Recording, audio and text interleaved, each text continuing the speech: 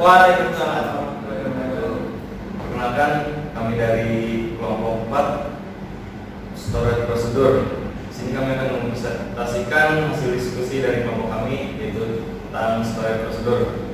Perkenalkan, nama saya Heri Setiawan sebagai moderator dan pembaca materi. Desa Putra. Nama saya Rahmat Firmansyah. Saya Andri Bugis. Sebelumnya tugas ini dibuat untuk memenuhi mata kuliah basis data 2 dosen pengampu Bapak Lukman Azari MKom. Langsung saja materi pertama akan dibacakan oleh saudara Dewi. Dasar teori. Prosedur adalah program yang disimpan dalam database seperti halnya data. Hal ini sebenarnya cukup tidak umum karena kita mengharapkan yang disimpan dalam database adalah data bukannya program.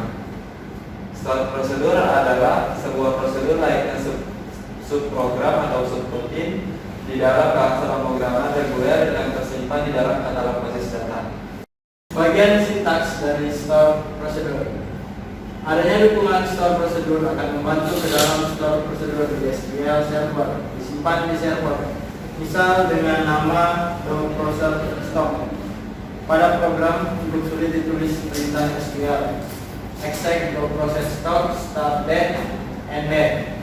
Selanjutnya SQL server akan mengeksekusi perintah proses yang Anda inginkan. Satu kali perubahan proses akan berlaku untuk semua user yang terhubung ke database. Bahkan saat program masih berjalan di tiap komputer user, program tidak perlu dimatikan dulu. Store prosedur akan menyederhanakan perintah select from table yang memang rumit. Misal untuk laporan, bayangkan bila Anda harus membuat perintah select dari sebuah tabel, tapi juga diikuti kondisi-kondisi tertentu yang biasanya berhubungan dengan data dari tabel lain. Storage prosedur akan membantu Anda dalam membuat laporan yang sifatnya analisa data, yang biasanya memerlukan banyak sekali tabel-tabel pembantu. Bagaimana bisa storage prosedur dapat membuat tabel temporary yang disimpan sementara di dalam memory server selama proses berlangsung, atau bisa juga selama program connect. Selanjutnya, storage prosedur mengefisiensikan proses sehingga semua daya hanya akan dipusatkan di komputer server saja. Komputer klien dapat berupa Pentium 233 MMX, tapi dapat melakukan rangkaian proses yang rumit. Selanjutnya, kelebihan dan kekurangan dari storage prosedur. Untuk kelebihan yang pertama, yaitu meningkatkan performa. Yang kedua, meredukasi trafik jaringan.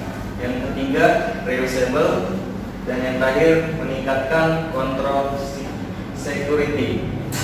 Dan untuk kekurangan dari storage prosedur, yaitu pertama, berpotensi meningkatkan beban server. Dan yang kedua, penulisannya tidak mudah atau memerlukan pengetahuan spesifik. Adapun beberapa sintaks storage prosedur. Pertama, nama storage_prosedur tidak boleh sama dengan nama fungsi internal. Misal, grad prosedur sum tidak boleh ada spasi, tapi bisa menggunakan karakter underscore. Dan yang kedua, untuk membuat storage prosedur, gunakan perintah create atau mengedit atau alter. Untuk menghapus gunakan drop. Perintah create, alter, drop dapat digunakan juga untuk membuat label, view, trigger, function, misal create new, alter function dan sebagainya. Dan yang ketiga, SQL server mengenali parameter atau variabel karena ada tanda add, contoh add nama underscore sebarang, char 50, tanggal, date time, dan sebagainya. Parameter storage prosedur. Nah, storage prosedur memiliki 3 parameter. Yang pertama adalah in. Parameter yang merupakan model default ini mengindikasikan bahwa sebuah parameter dapat dipas ke storage prosedur, tetapi nilainya tidak dapat diubah atau dari dalam storage prosedur. Yang kedua ada out. Model ini mengindikasikan bahwa storage prosedur dapat mengubah parameter dan mengirimkan kembali ke program pemanggil.